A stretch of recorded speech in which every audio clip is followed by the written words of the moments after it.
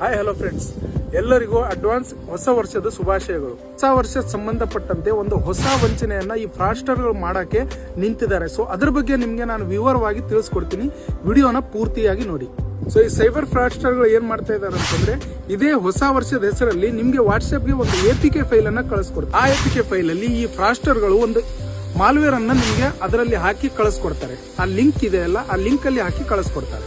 ನೀವು ನಿಮ್ಮ ಹೆಸರಿನಲ್ಲಿರುವ ಸ್ನೇಹಿತರಿಗೆ ಹೊಸ ವರ್ಷದ ಕಾರ್ಡ್ ಪತ್ರವನ್ನು ಕಳಿಸ್ಕೊಡ್ಬೇಕಾದ್ರೆ ನೀವು ಕೆಳಗಡೆ ಕೊಟ್ಟಿರುವ ಲಿಂಕ್ ಅನ್ನ ಪ್ರೆಸ್ ಮಾಡಿ ಅವ್ರಿಗೆ ಕಳಿಸ್ಕೊಡಿ ಅಂತೇಳಿ ನಿಮ್ಗೆ ಒಂದು ಲಿಂಕ್ ಅನ್ನ ಕಳಿಸ್ಕೊಡ್ತಾರೆ. ಸೊ ನೀವೇನಾದ್ರೂ ಕಣ್ ತಪ್ಪಿ ಆ ಲಿಂಕ್ ಅನ್ನ ಕ್ಲಿಕ್ ಮಾಡಿಬಿಟ್ರೆ ನಿಮ್ಮ ಮೊಬೈಲ್ ಹ್ಯಾಕ್ ಆಗುತ್ತೆ.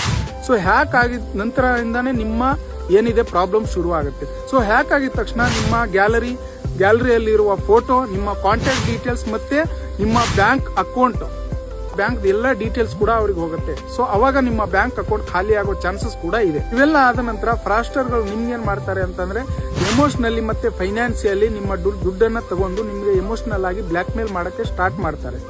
ಸೊ ಇವೆಲ್ಲ ಆಗ್ಬಾರ್ದು ಅಂತಂದ್ರೆ ಯಾವುದೇ ಕಾರಣಕ್ಕೂ ಯಾವುದೇ ಕಡೆಯಿಂದ ನಿಮ್ಗೆ ಹೊಸ ವರ್ಷದ ಕಾರ್ಡ್ ಆಗ್ಲಿ ಲೆಟರ್ ಆಗ್ಲಿ ಬಂತು ಅಂದಾಗ ಅದು ಯಾವುದೇ ತರಹದ ಲಿಂಕ್ ಅನ್ನ ಕ್ಲಿಕ್ ಮಾಡಬೇಡಿ.